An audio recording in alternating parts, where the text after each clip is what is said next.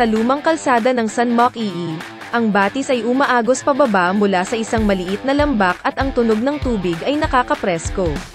May malaking watermill dito, sa isang kahoy na estatwa ng isang baka.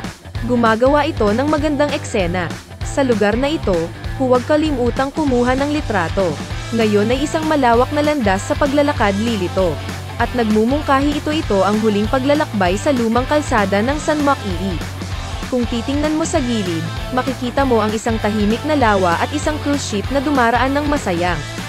Ito ay isang mainit na post sa pagkakatugma ng lawa at bundok. Ang mga ito ay magagandang eksena nilikha ng isang lawa at iba't ibang halaman. Sa pamamagitan ng screen, maa-appreciate mo ang magandang eksenang ito. Sa mga araw na ito, maraming pag-unlad ang nagawa sa maraming lugar. Kaya maraming lugar kung saan nasira ang paligid. San Moc-Ii lumang kalsada ay napangalagaan ng mabuti ang likas na kapaligiran at napanatili ang dating anyo nito. Nagpapakita ito ng magagandang tanawin sa amin. Ang kapansin-pansing katangian ng lumang kalsada ng San Moc-Ii ay ang magandang pagkakaisa ng mga bundok at isang lawa. Masasabing isang napakagandang kombinasyon ng mga bundok at isang lawa. Nag-aalok ito ng magandang tanawin sa amin. Sa mga araw na ito, maraming pag-unlad ang nagawa sa maraming lugar. Kaya maraming lugar kung saan nasira ang paligid.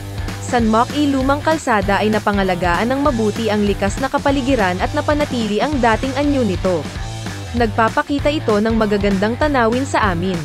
Ang kapansin-pansing katangian ng lumang kalsada ng San Moc-Ii ay ang magandang pagkakaisa ng mga bundok at isang lawa. Masasabing isang napakagandang kombinasyon ng mga bundok at isang lawa. Nag-aalok ito ng magandang tanawin sa amin. San Majay Old Road, San Meloji Hill, ang hometown village, ay matatagpuan sa Saurang Village, Esari, Chilsong-Mayan, Gosan-gon, Cheongcheongbuk-do, Korea. Ito ay isang lumang kalsada na may kabuoang haba na 10 ri na konektado sa bundok nayon ng San Mag-ii. Isa itong walking trail na naibalik parang gumuguhit sa lumang daan na nananatiling bakas. Isang eco-friendly na paraan ng paggawa ng karamihan sa mga lumang seksyon ng kalsada sa mga kahoy na suporta, deck. Hindi lamang nito pinapaliit ang pinsala sa kapaligiran at ipinapakita ang natural na kagandahan bilang ito ay ang ganda ng mga bundok, tubig, at kagubatan sa kahabaan ng lumang daanan ng bundok ay isang lugar na maaring ituring na highlight ng Gosan. Gosan Dam, na unang natapos noong unang bahagi ng 1957 gamit ang purong Koreanong teknolohiya, ay simboliko ito ay naging isang punto ng pagmamalaki para sa rehiyon. Ang lugar sa paligid ng dam ay mas mahalaga dahil pinapanatili nito ang isang hindi nasirang natural na ekosistema. San Mag-ii Old Road, na itinayo sa kahabaan ng Gosan Dam gamit ang eco-friendly na konstruksyon mga pamamaraan, nagsasama sa lawa ng Gosan Dam. Maaring tamasahin ng mga taong bumibisita sa San Majay Old Road ang natural na kagandahan ng Korea nang hindi naabala. Ang lahat ay umibig sa lugar na ito, saan ka man pumunta sa rehiyon ng Gosan. Maraming lambak na may nakakapreskong simoy ng hangin, malinaw na tubig, at lunti ang kagubatan. Isang pagmamalaki na si Gosan lang ang nagtataglay. Ito ay itinuturing na isang trademark na kumakatawan sa malinis na Gosan.